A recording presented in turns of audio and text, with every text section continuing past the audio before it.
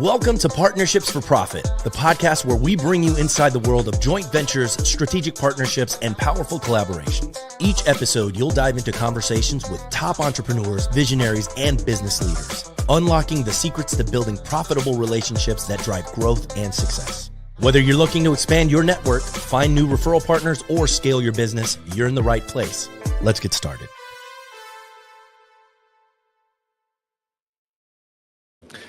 Hello. I'm here today with Peaches Udoma. Peaches is a veteran success coach, program manager, founder of Just Peachy Concierge Coaching and Consulting with over 30 years of experience helping individuals and organizations achieve high-level impact and monetization.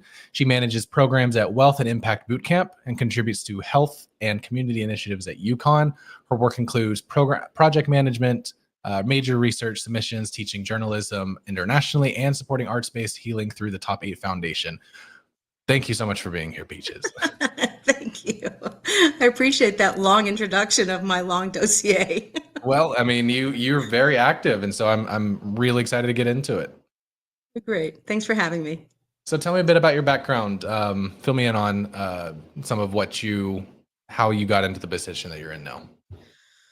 Well, I actually started in college, and I started as a sophomore in college working for different publications. I'd had my journalism internship in 1979 while still in high school. And I moved right into editorial editorial management in my early years of college with publications both inside school and outside school. So I was still working as a journalist. I was starting to work as an editor. And then I started focusing, obviously, on becoming a teacher, which a lot of us do. And so I ended up going off to graduate school to study composition theory and different kinds of collaborative learning. And I ended up as an instructor and I actually started teaching in 1986 and working with students on their careers. So I've been coaching a very, very long time.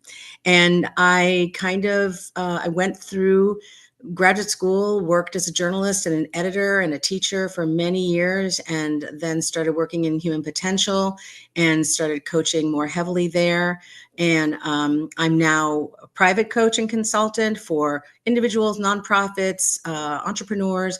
I work with Marcus Bellringer at Wealth and Impact Bootcamp as his program manager and coach for all of our participants. That's a strategic partnership and collaboration that I'm very proud of. We worked together for almost 7 years and turned out some beautiful impactors onto the planet. That's awesome. We're all about really good strategic partnerships. Could you tell me about how you got connected there? Well, I met Marcus is a renowned musician, producer, mentor, trainer, and I met him in a leadership training weekend in 2010.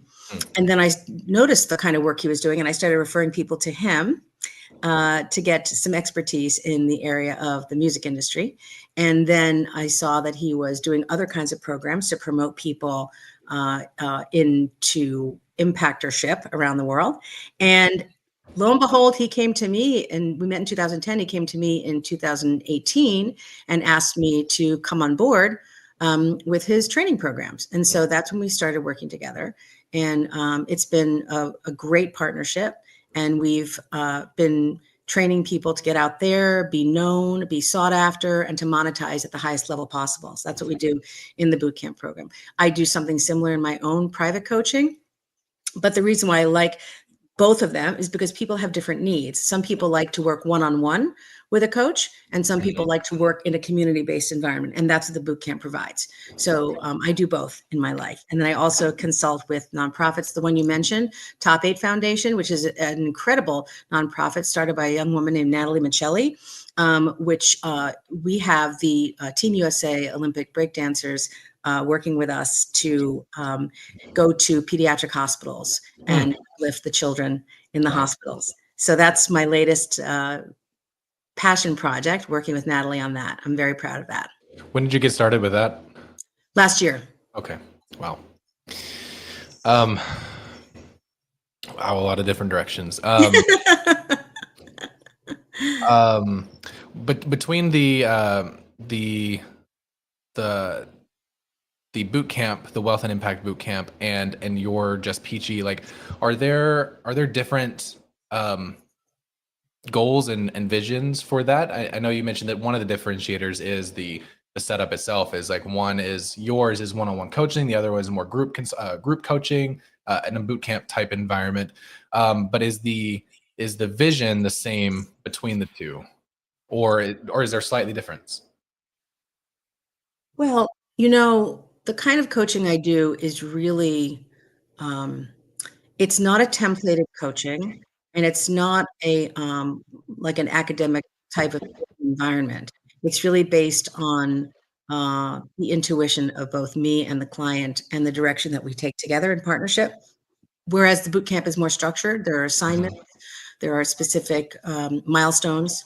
And so my private coaching is very different. My private coaching is much more about feeling into what people want to work on in their lives, whether it's relationships or their career, their family, different personal goals they may have. So that's that. But in the boot camp, it's really based on your aspirations to be an impactor on the planet, to be globally recognized, and to monetize at a level that is concomitant with that.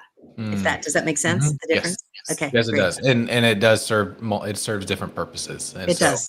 I would imagine the one-on-one coaching is super like fulfilling for you. Like just those one-on-one relationships that you can develop there. You can really get into like the deep side of relationships there. Very fulfilling in a different way, because obviously in the program where I'm leading different webinars to groups of participants, there is with the private coaching, there is a sacredness to the relationship and to what we're doing, because there's greater intimacy and greater sharing about parts of themselves that my clients want to work on that they don't necessarily want to share publicly with other people. So there is that, in the boot camp, they call me Mama Bear. And I am a Mama Bear to both my private clients and the ones in the boot camp, because I'm out to protect them and also elevate them. And a good mother knows how to protect and elevate at the same time, right? Yes. Yeah. Yeah. Do you have what's your framework? Like, how do you approach the coaching side of things, and how has that, whatever framework you have there, how has that developed from when you first started back in as a sophomore? Well, I wasn't coaching as a sophomore. I was doing publications and communication and this kind of thing, and journalism. If you're asking how my coaching has evolved over the years, I think that what has happened is that I have developed my own listening abilities that were not that present when I was in my 30s. So, that, not to cast aspersions on people in their 30s, I work with people in their 30s at the universities and people in their 20s, and have worked with people in their teens, and people at every age have something to offer and have value. So, but I think that for me and who I am, I developed greater powers, listening powers, and the ability to hear what people needed.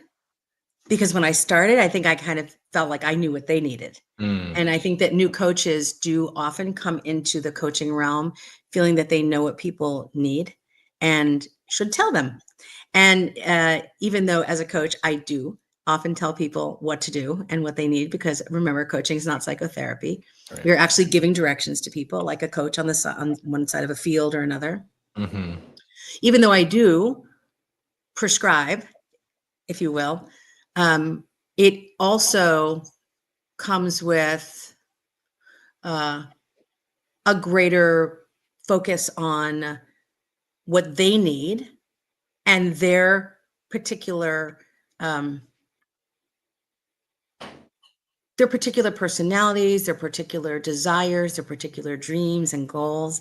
So it's more about it's interesting. I'm going to bring in something else. When I started studying how to become an instructor, we had very, very forward-thinking professors at Northeastern. And they taught us that you may have to enter the room with a syllabus because it's required of your department. But you also want to, at the same time, teach with an eye toward the needs of the students and where they are. Mm-hmm. And make sure you accomplish your learning objectives quite all right by the end of the semester, but you may sometimes have to alter the course in order to meet the students where they are. So it's the same thing in coaching. I may think that something that somebody is doing is absolutely ridiculous, but it's my job to explore with them what would be a better path, and at the same time prescribe, rather than just going in and thinking from the very beginning, I know exactly what you need to learn and I'm going to teach it to you. Right? Teaching and coaching, also different, right? Yeah. Writing and communications and project management, different from teaching, different from coaching. So you have to really be a chameleon and be able to modify who you are in any particular context when you need to. Do you find that challenging to do at all? The ability to maneuver and try to, you said chameleon, but like meet these people where they're at in any given scenario. Do you find that challenging at all? Yeah, because sometimes I can see the train wreck before before it happens, Yeah. and I have to prevent myself from going too far over and saying, this is a train wreck waiting to happen. I have to somehow imply that without doing damage to the person. So, and I have been a very outspoken, strongly spoken person since I was a child. And so I have to be responsible for how that affects people, the impact I have on them. When I used to teach college, on the first day of the semester, I would say to the students, okay, I want to let you know something. I'm a very passionate speaker, but I'm not mad at you. And at any time during the semester, you can stop me and ask me, are you mad at me? And the answer will be no, but I invite you to do that anyway, in case it does make you feel like I am. So do I find it hard to refrain from telling people what I think about what they're doing? How can I say this? I do tell people what I think, but I've had to learn how to temper it over the years, because everybody is different and people react in different ways to different things. And I have to be careful to find out who the people are at the beginning of our process, so I know actually how to speak to them, and how that's really the answer to the question. The answer to the question is everybody's different. Everybody is a snowflake. And I have to learn early on what people's communication styles are and what their needs are in the person who's communicating with them. So find it hard. It's not hard. It's more like it's part of the work I need to do. I have to work on me as much as I have to work with them. So we're both working. Does that answer your question? It does. And it's, going back to the image of like the mama bear, like any good mother, like needs to, like, can't take care of everything for their children, can't just do everything for their children. There does need to be a level of like learning and growth on their end. And so you can be that good guide and like create the boundaries that are necessary to affect good learning. So it sounds like you're living up to your moniker well there. Thanks. Yeah. Tell me about any really, as much detail as you'd like, any good success stories you've seen with either side of the coaching, whether that's the boot camp or the Just Peachy. I'd love to hear any really amazing stories there.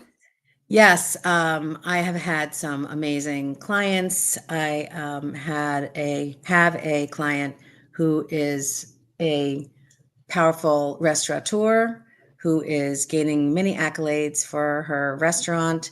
I have a client who is a high-powered young executive who was struggling to find love in his life and is now with a partner who looks like it will be a life partner. I have worked with so many hundreds of people. I can't even tell you. I mentor a lot of young people in their careers, and Oh, I mean, it's endless. I really don't know. You can probably get a sense from going to my LinkedIn profile of the kind of work that I do with people. I There, saw lots of recommendations there on your LinkedIn. So right. If anybody definitely wants to touched a see lot of any of, people. yeah, there's some success stories in those recommendations, and you'll be able to. They're very open about being coached and being mentored. So that's a good place. That's a good place to go. Yeah. Do you, in either of the coaching programs, do you find yourself challenged, like operationally challenged? Like where is your current area of growth that you're pursuing? And how are you going about getting to that place?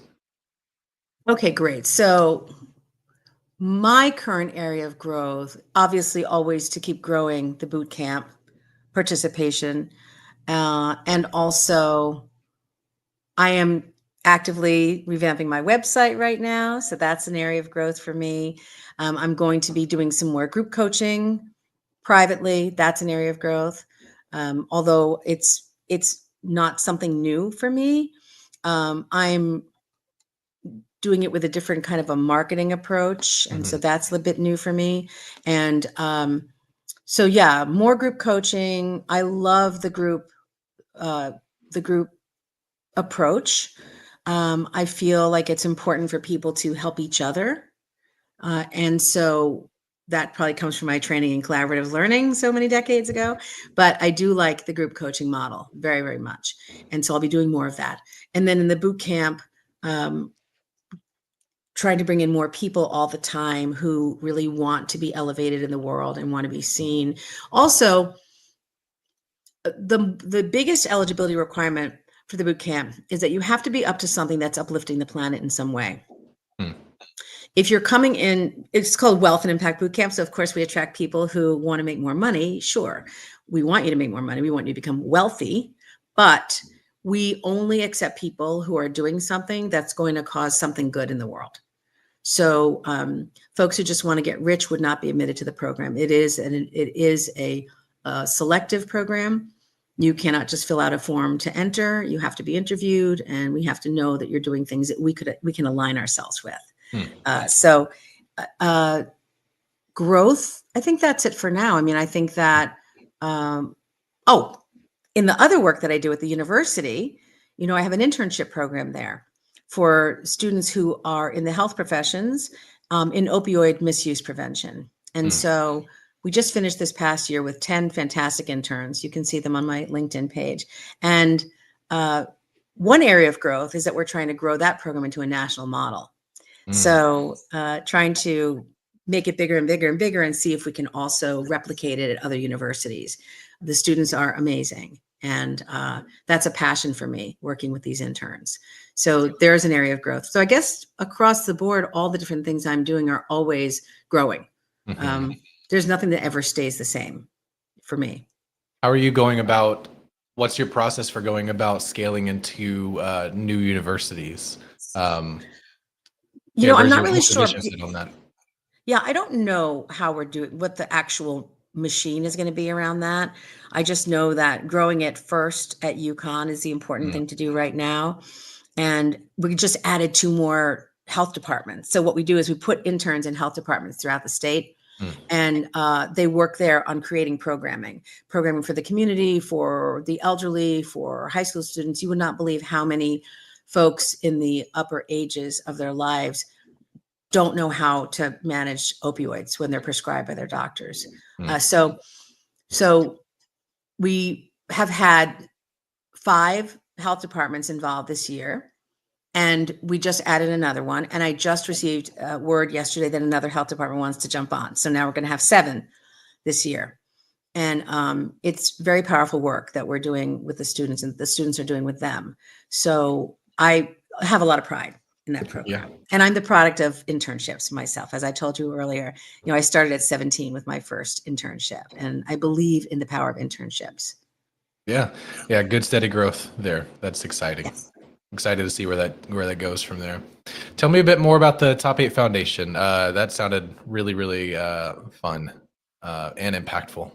Yes, Natalie Michelli is the executive director. She's got an MBA and a PharmD from UConn. She's an alum, and I actually worked with her at UConn on a federally funded program for low-income women called Wise Woman. She was a team leader of mine, and I got to know her years back. And so she has launched this foundation. We actually launched officially in January. She started working on it more than a year ago, and she herself is a hip hop dancer, competitive hip hop dancer, and so she got in touch with or somehow connected with Team USA, and they all dance together and they do things together. And she decided that the best thing they could do together is to uplift children in hospitals. So that she just decided to launch Top 8. And we've been at Children's National Hospital in DC. We're going to be at Boston Children's this May. And these are not open shows, by the way, at children's hospitals. They have to be closed because to keep the children safe. Yeah. But there are all different hospitals around the country who are approaching us now about wanting to be involved in this. And I think it's a fantastic project. And we're also going to grow there and move. Not only we're going to be moving from pediatric hospitals also into other communities in need. So that's a goal, is to branch out all sorts of communities in need, because there are so many communities in need now. Yeah. And so that's the goal of the foundation. And you can look them up, top8foundation.org, to learn a little bit more about it. Yeah, that's exciting. Exciting. You have your hands in a lot of different spots. So that's I'm sure it's really, really encouraging to see the growth that is affected by, obviously not just you, but like you have a very impactful role in people's growth, business or otherwise. I was gonna go somewhere. What for the individuals that know that they have that need for mentoring or coaching, or like, what would you say to these people to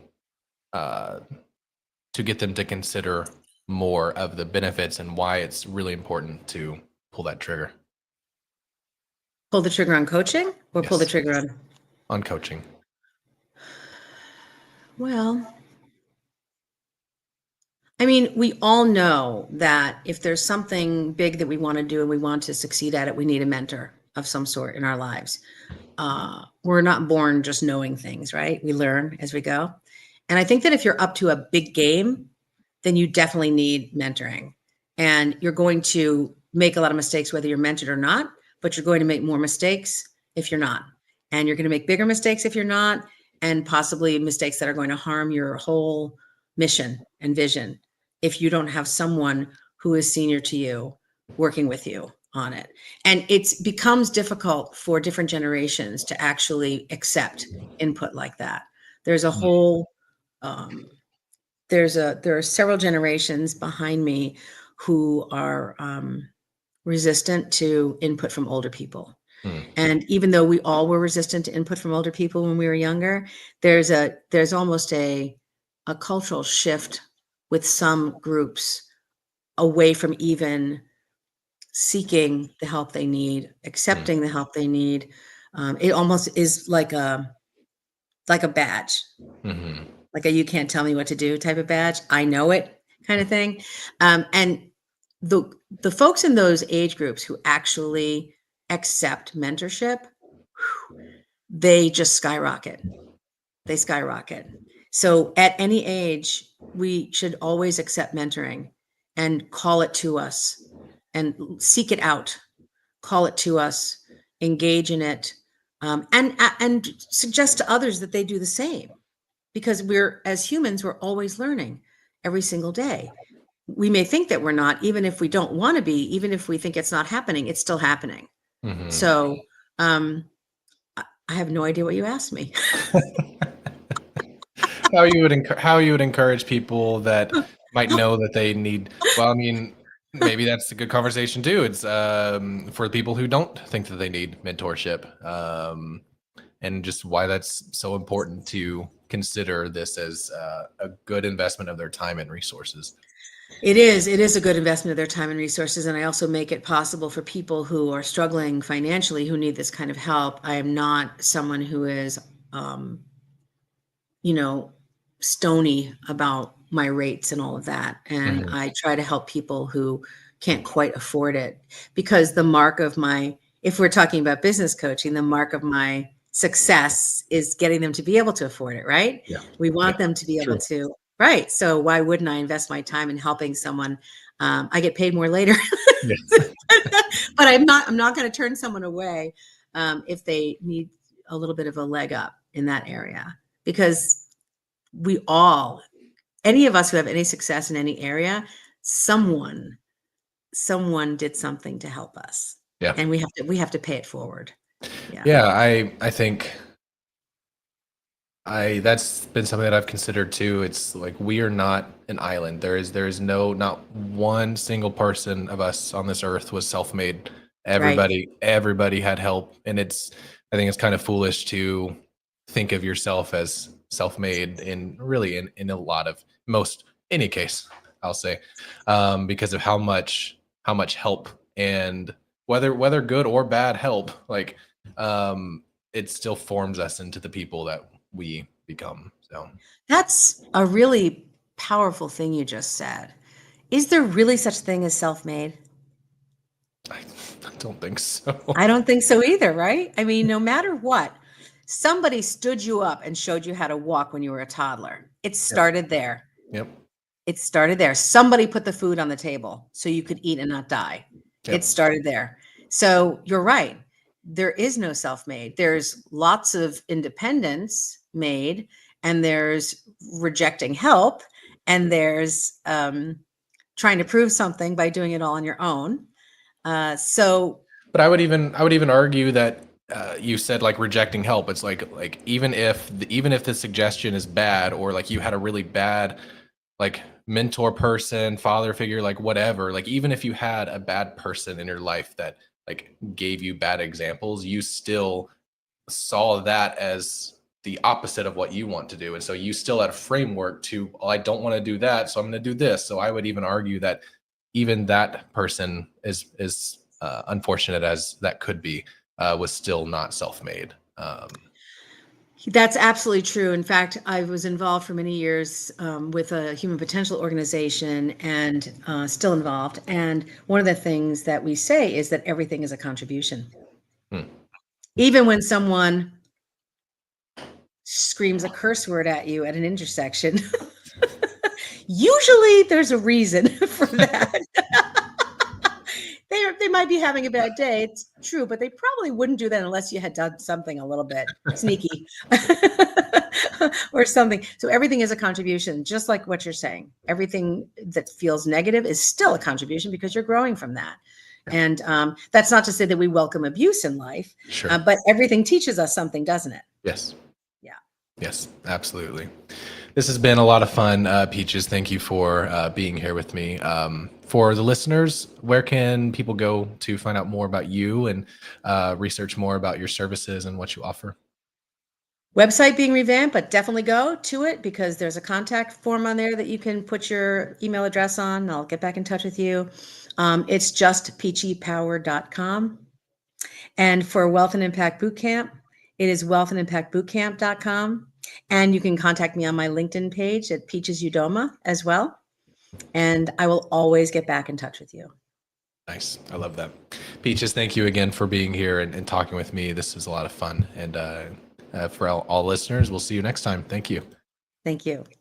Thanks for joining us on this episode of Partnerships for Profit. We hope you've gained valuable insights on how to form profitable partnerships and take your business to the next level. Be sure to subscribe and leave us a review wherever you listen to podcasts so you never miss an episode. Got a partnership story to share or someone you'd like to see featured on the show? Reach out to us. Until next time, keep building those partnerships for profit.